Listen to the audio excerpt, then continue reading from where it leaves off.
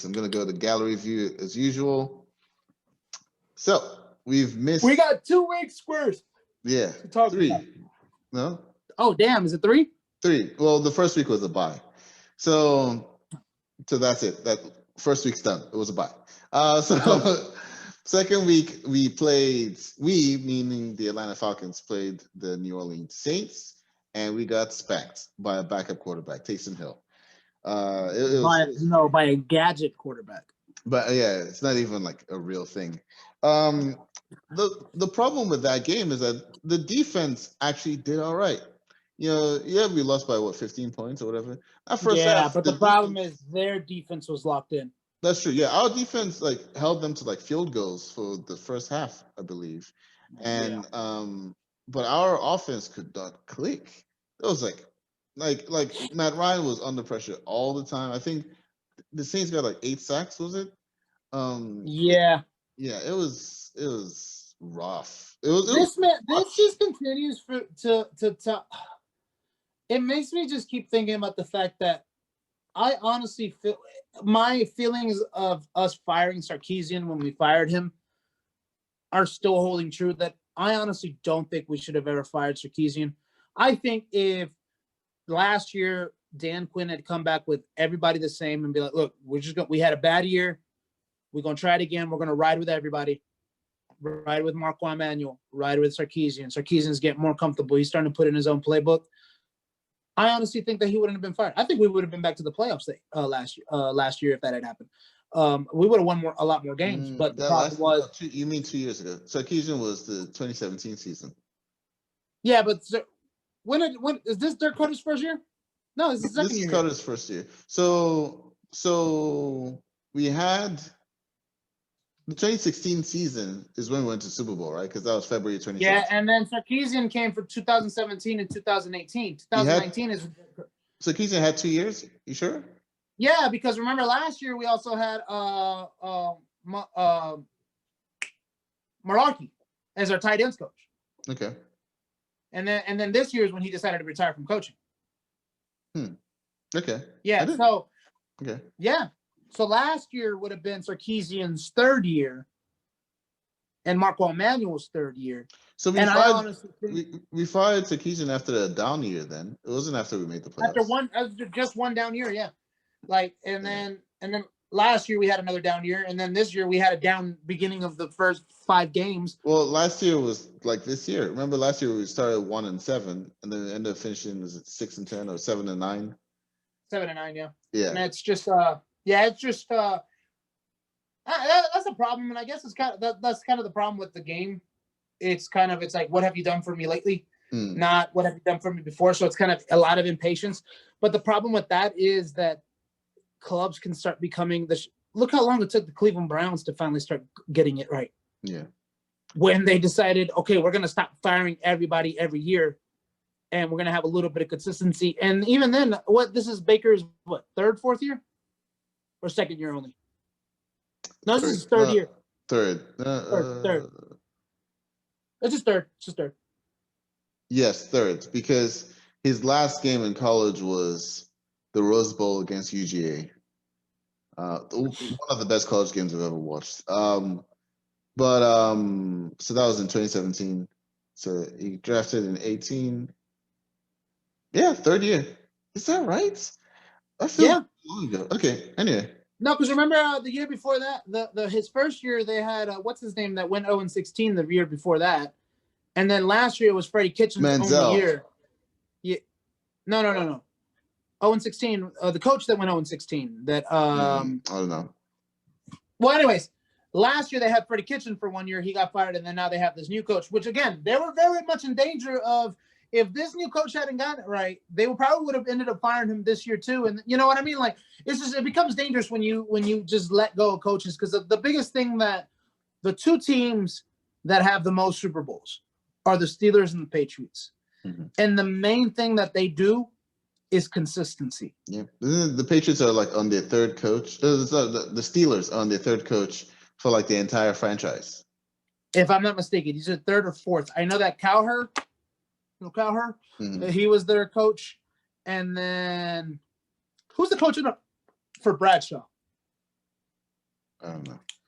Well, anyways, Yeah, but I know it's a very small number, like a it's a handful very of small coaches. number. It's only like 3 or 4 coaches that they've had Yeah. in their entire existence. And what's his name has only had he's never had a losing season. He's had a few Tomlin. 8-8 seasons. Tomlin. Well, He's never had a losing season. it's a winning season now. He's a what, 10-0? Yeah. 11. 11-0. Wow. Yeah. No. Crazy. So Look, I'm not throwing this out there as a prediction, but they're kind of giving me this whole feeling of number 1 seed losing it in their very first game, getting shocked by like a 7th or 6th seed. honestly, That's just the kind of honestly, I haven't watched the Steelers game where I'm that impressed with them, which is why it's shocking to me that they're still undefeated. because they also had a very good, kind of an easy schedule. And then the thing is, though, look, it's any given Sunday.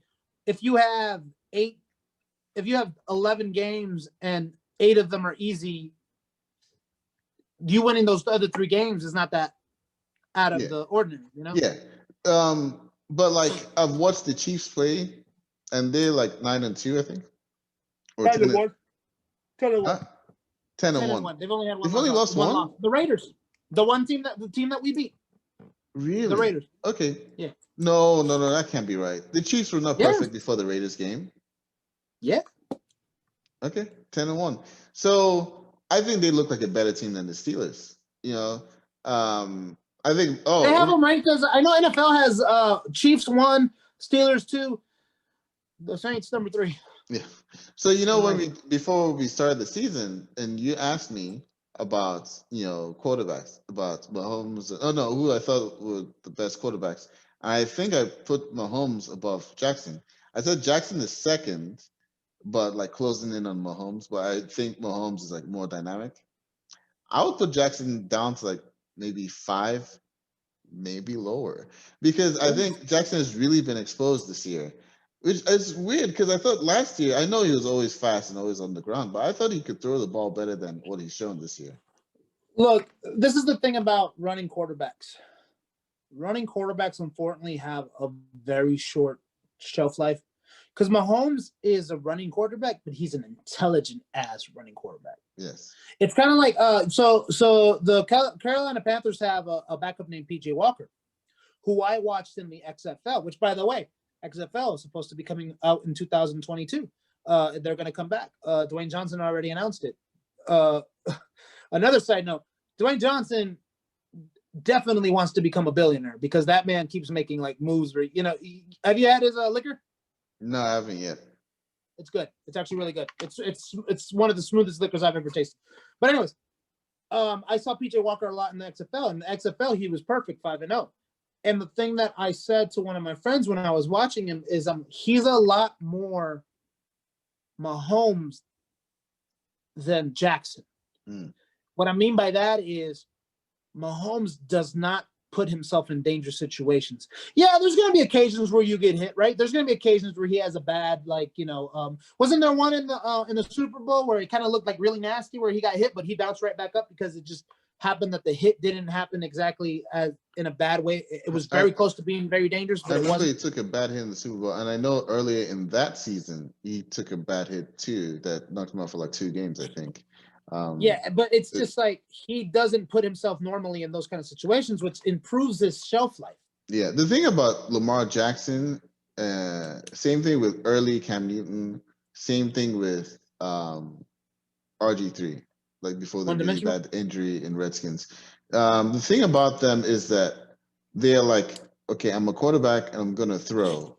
However, the first sign of danger, I am running. Trouble, I'm gonna run. Whereas Mahomes is like, first sign of danger, let me see if I can extend this play and still make a throw. If not, then I will run. Because he does throws that other he does that little side thing that no quarterback really does, and then he can throw. He's basically for a quarterback, he's what is it called, ambidextrous. Mm-hmm. He can, but not each hand. It's just the sides. But especially when he's like getting to the sideline and like, I still need to get this out. He can switch hands and do it, and he's pretty accurate with it. I mean, accurate as one. More accurate than one would expect with your non-dominant hand. So it's just Yeah, he's good. He's really good. So anyway, so we got smashed by the Saints. And then we played the Raiders the next week, and wow. We bodied them. Yeah, I mean, look, we scored 46 points, and the offense did okay. Matt Ryan scored touchdowns. The sad part is we actually, we left about 20 points off the board. Yeah. I mean, you're not gonna score all the points, but I know. I'm saying. But the offense did quite well. But honestly, the defense always put them in a position to score. I can't think of a single drive in which the defense did not put the offense in a position to score. And I think we had except for the ones that they got the field goals in. No. The first field goal we got, the defense stopped. No. I'm saying like that's the only drives really that the defense put them in that didn't get to put them in a good position. But then that's just a kickoff, right? So that's what I'm saying. Those are you mean where Oakland scored the field goals? Where Oakland scored the field goal. Right. Yeah, that's the only two that I could think of where the defense didn't do a good job, because we ended up scoring 3 at the end of the half because we got that turnover with a minute left? Maybe, because I remember. So we opened the game with the ball. We went 3 and out. Then they got the ball and they tried to go for it on 4th down and they got stopped. So we started in their half. We drive down the field by like 21 yard to the 21-yard line, kick a field goal. Then they start again, and then we force a fumble in their red zone, kick a field goal, and then I think they finally go down the field and score a field goal, which is one of the ones that you're talking about. And I think we had another. I think we had 5 turnovers in that game, or was it 6? If you count the 4th and 2 as a turnover, then 6. Yeah, I mean I've never seen our defense play this lights out, and this I'm talking years. I haven't seen them play this well in years. Even when we beat Tampa 56-14 that one time, it wasn't like a blistering defense like what we're seeing here. It was really fun to watch. Yeah. And then you got the guy. What I like is like it's kind of like they are tapping into that next man up kind of situation where Jacob Tutti Mariner, he ended up becoming the defensive player of the week. Nice. And that dude was on the practice squad at the beginning of the season, if I'm not mistaken. Maybe, I don't know if he was cut, but he was definitely on the practice squad. And then you have who else? Do you consider so you know how there's no argument for people? Because one of the things that he did on his mic'd up, he was talking to Grady Jarrett, Tucci Mariner. He was mic'd up this week. So if you have a chance, go listen to it. But he tells Grady Jarrett, "You the best, man." And then it's funny because Grady Jarrett so humbled. He was like, "You think so?" And then no, he was like, "No." He was like, "I know it." He was like, "Everybody knows it." So there really is no discussion on whether there's a greatness for Grady Jarrett. Do you think Foya Oluokun is starting to get up there in people's minds as a great linebacker? Yeah, I do. And one thing you can point to that is when you're watching a football game, a lot of the people that get the press are going to be your quarterbacks, your star wide receivers, and running backs. Usually, when you're hearing the same name over and over again from a defensive perspective, it's usually because they're doing something. They're making tackles. Yeah. They're getting to the quarterback, something. And I keep hearing Oluokun's name all the time. So yes, even just based off of that, even if I was listening on the radio, I would say yes, you're right, because he's consistently making his presence felt on the field. Yeah, and now people, offensive linemen, quarterbacks, they're now like, watch for that guy. Yeah. So yeah, definitely. And then I think that just makes everybody dangerous, because then what ends up happening, you concentrate on those two. Deion Jones gets a pick 6. Oh, I was so happy when that happened. I was so happy with that. And then his first pick 6 ever is still the greatest pick 6 for me. That was the Saints. No. Yeah, it was the Saints. No. It was the Saints game. It was his very first game in the Superdome. Was it Thursday Night Football? No, it was Monday Night Football. It was it was when I realized that even though unfortunately he didn't turn out, I knew that year was going to be great. Was when Dan Quinn didn't let the whole idea, because the press was like on this whole, this is the 10-year anniversary of the very first game of New Orleans being opened up. Mm-mm. That instantly had an aura of, all right, the Saints Cinderella are about story. to destroy the Falcons. Yeah, it's going to be in memory. And then you could kind of hear it with the commentators, because it kind of sounded like the commentators was like, he just scored, even though this is the 10th year anniversary of the game of them.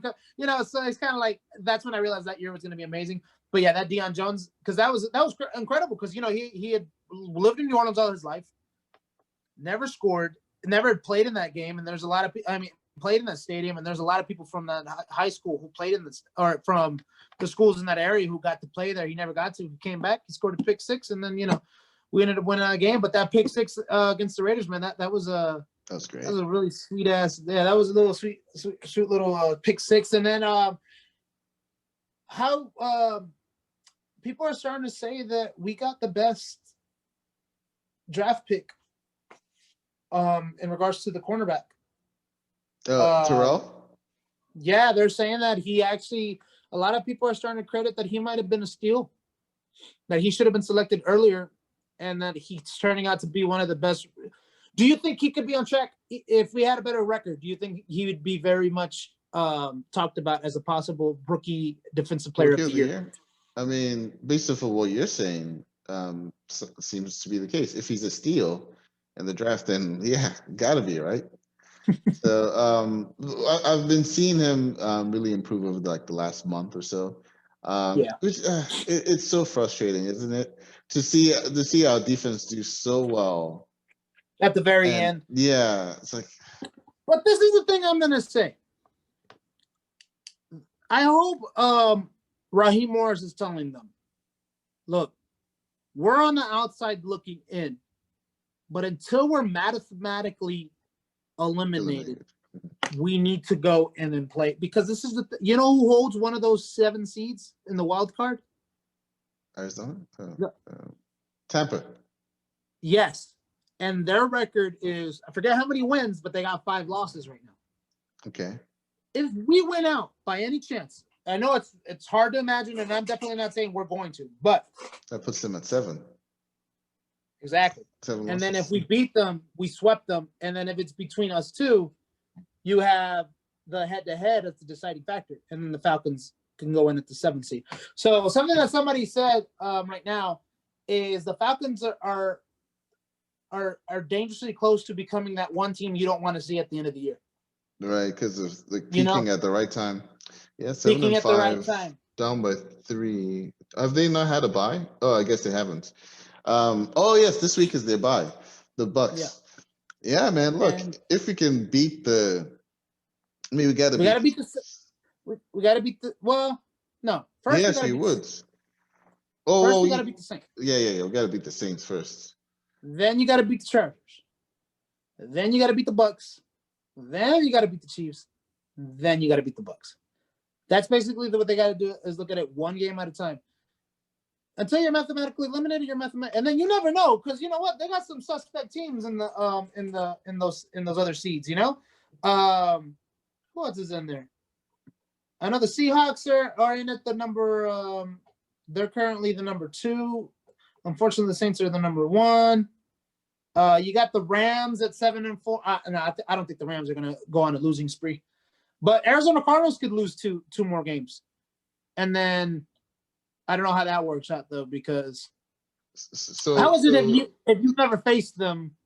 Does it go division first, conference first, or it depends on how much you won in your division? No, so it is, if they're not in your division, then the tiebreaker is okay. So first it's head to head, of course. So say if you haven't faced them, then tiebreaker is conference records, then division records. So if both of you have so it would be 12 conference games, right? So if both of you have a 6-6 conference record, then it'll be like, how did you do within your own division? Then, okay, so I thought it went straight to schedule after that if they're not in your division. No. So right now Rams are in the 5 seed at 7-4. Bucks are. I think they're pretty straight in the 5th seed. I really do. So both the Bucks and the Cardinals are 5 losses. So wait, how are they 6-5? They haven't.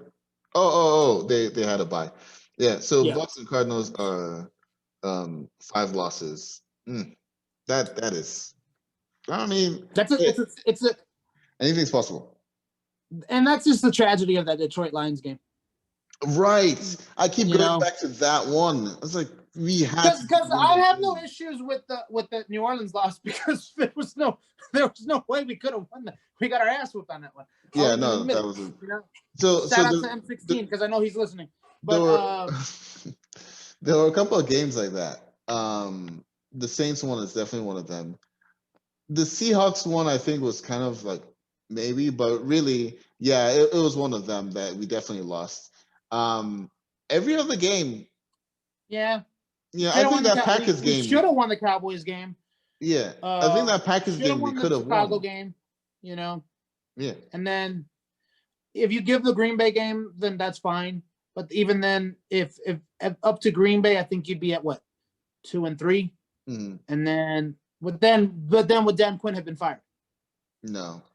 So with Raheem Morris taking over the way he's taking you think over. A lot of the improvement is definitely due to changes that Morris has implemented? Now, when the one thing that Raheem Morris is fighting for is his own job. Okay. Because he's like looking at it like, look, Arthur Blank, you better give me an idea, at least give me a chance to interview for this, because I'm gonna go he's gonna get a head coaching interview at other spots. Raheem Morris will be a head coach next year.